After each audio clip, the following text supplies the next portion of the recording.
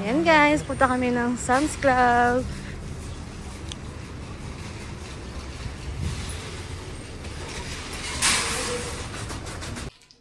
Hello everyone! Welcome back to our channel. Guys, ako nga pala si Stella, hindi pala ako nakakapagpakilala sa inyo. My name is Stella and today ay nagsimba kami. Yes, nagpunta kami sa St. Joseph Church, Catholic Church. In-invite kami ni Ate Naline at co-work yun ni Dale sa hospital. And then actually guys, meron talaga ako kaninang intro. And sa kasamaang palad is hindi ko alam na naka-slow motion pala lahat ng binidyo ko. Oh my God. Wait lang. Arte ko doon. So, nanghihinayan lang kasi ako dun sa video. Tapos, first time kasi na nakasama namin sila Ate Naline tsaka si Julia. Papakita ko na lang sa inyo yung video nung pagpasok namin sa Sam's Club. Ayan, papasok na kami dyan guys. Inanarate ko na lang.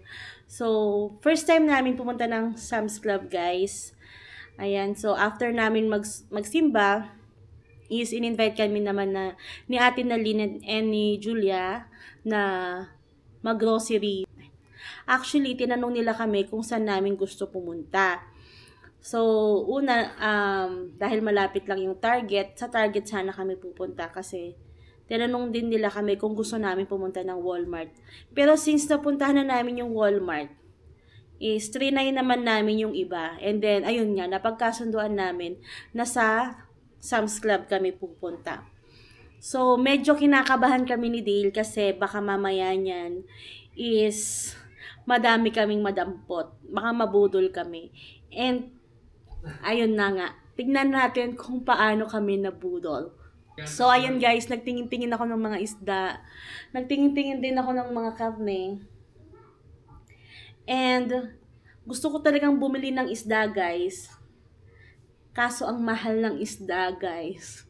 Yes, namamahalan ako. Pero buti na lang talaga din is, nung nasa nasa Pilipinas kami, talagang tinodo-todo ko na yung isda naman na pagkain doon.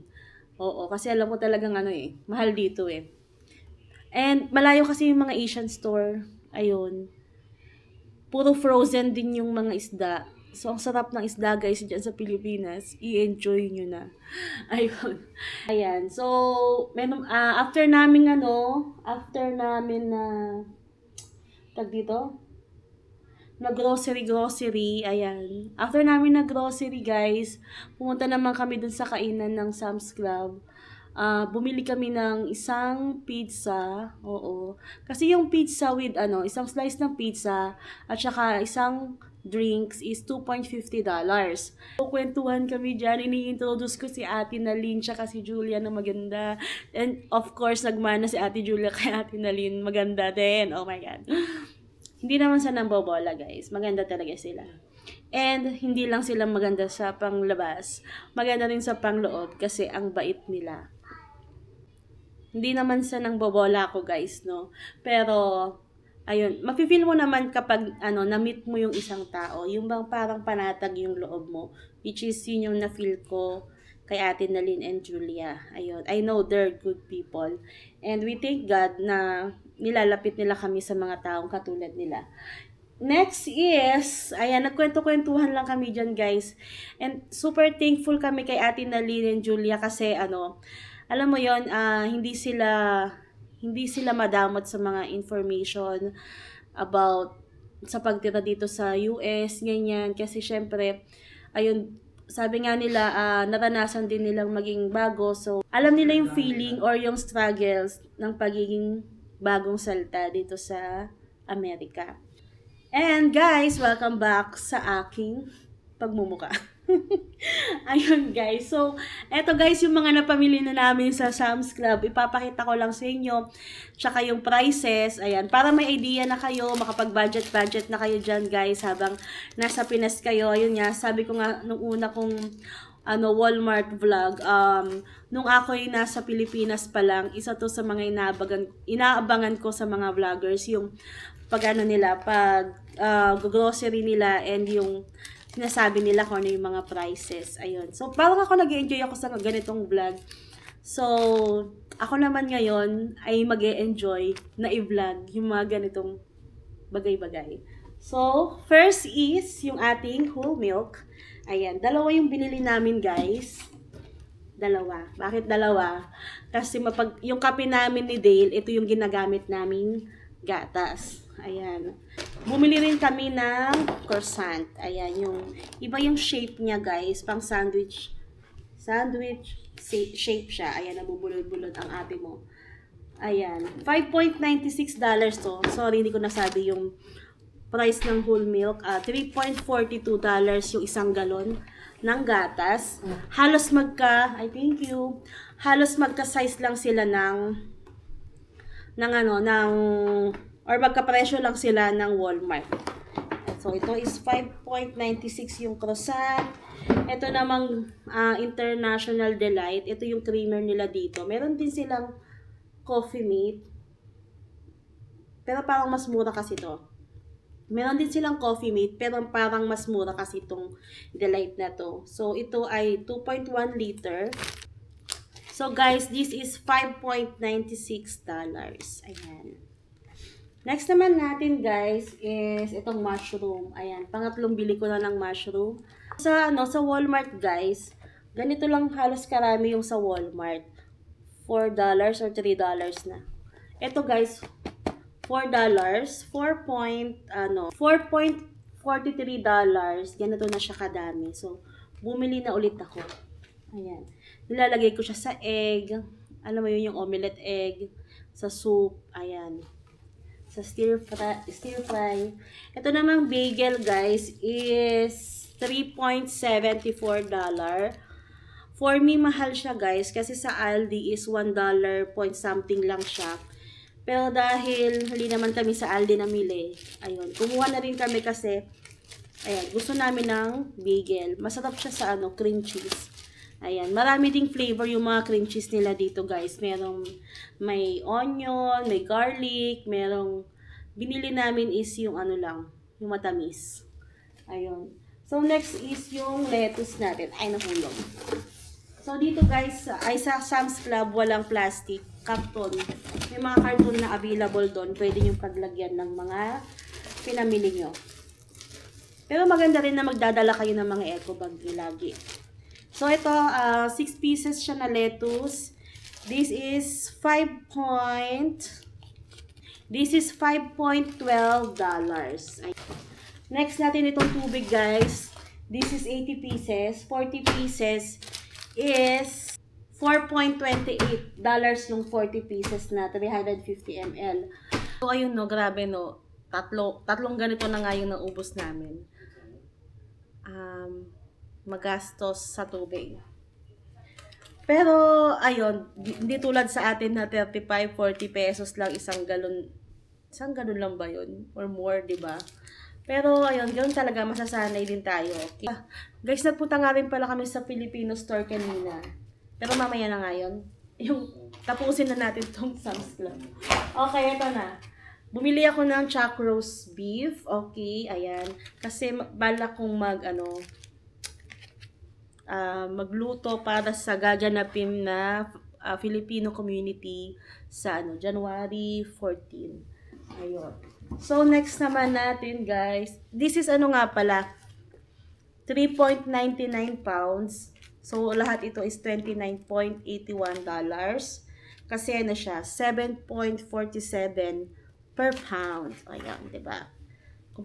Kompleto ang ating details. Okay, pamain na lang po ng ating pork. Pork butt. Okay, ito naman ay $12.16. 1.98 per pound siya, guys. Ayun. So, overall is 6.14 pounds itong lahat na ito. Ayan. Bahala na kung anong luto ang magagawa natin dyan, guys. And last na binili natin sa Costco ay ito. Chicheria, guys. Sabi ko hindi kami nag-chicheria. Pero itong si Stacy kasi, kami ni Dale, ang snacks namin, prutas. Si Stacy, hindi kumakain ng gulay, hindi kumakain ng prutas. Ay, naku, bata to, oo. Pero in time, matututo rin siya unti-unti. So, binila lang namin siya ng snacks kasi wala namang ano dito, wala namang sari-sari store na malapit dito. So, maglalakad pa kami ng 25 minutes para lang makapunta dun sa malapit na store. Ang layo, 'di ba? Ang layo. So, maganda na may stocks na rin kami. And since wala pa siyang pasok, sa August pa yung pasukan nila. So, ayan. Kailangan niya ng snacks kasi kapag lumabas kami, may baon din siya. And kung bibili kami ng bibili sa mga convenience store, mas mapapamahal kami. And this is 50 bags na guys ng chips. It's only so this is $13.98. So ayun nga guys, nagpunta kami ng Filipino store. Bumili lang ako ng sweet chili sauce para sa lumpia. Parang, siguro, galing tong Vietnam. Ngayon lang nakita ng chili sauce na parang may mga carrots siya, oh. Ayan. So, bumili rin ako ng tanglad. Ayan, mag chicken inasal. And then, star anise, $5.99. $5.99 din ito. Yung tanglad, hindi ko na alam yung presyo. Ayan, ito naman shiitake dried mushroom is $2.65. And ang ating pangpayamyam ay ang ating chicken powder bouillon, $5.49. For the Sam's Club, ang total amount namin ay tumataginting na 97,000. Ang OA! Okay, $97.08 lahat, guys. Ayan. Yay! Hindi tayo masyadong nagastos ng sobra. Pero parang ang gastos namin. Kasi tatawa ako dun sa itsura ko nung last vlog. Hindi ko napansin, hindi ko nakat yung nakaganito lang ako. Natulala talaga ako dun, guys. Kasi parang bigla akong nag-compute, nag-convert. Tawa kami ng tawa ni Dilong na panood namin yun. Okay. Next. Ano ba ng next natin? So, ayun lang guys. Tapos na ang ating grocery haul in Sam's Club. So guys, magbabasa naman tayo ng comment. Guys, thank you nga pala sa mga nanonood guys ha. Kasi hindi ko akalain na may manonood pala sa ating vlog guys. Ayan, babasa tayong comments.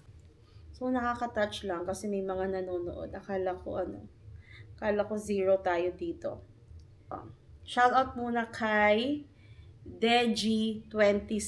Kilala ko to guys. Si Sir Jed. Hi Sir Jed! Kawork namin to dati ni Dale sa Pinas. Ayan. Hello sa mga 4th floor nurses dyan sa Mount Carmel.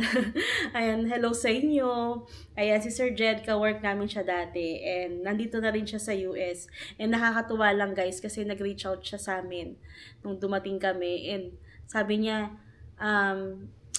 ano ito? Parang gusto, makikipag-meet sana siya, pero ang layo niya pala guys. Ayun.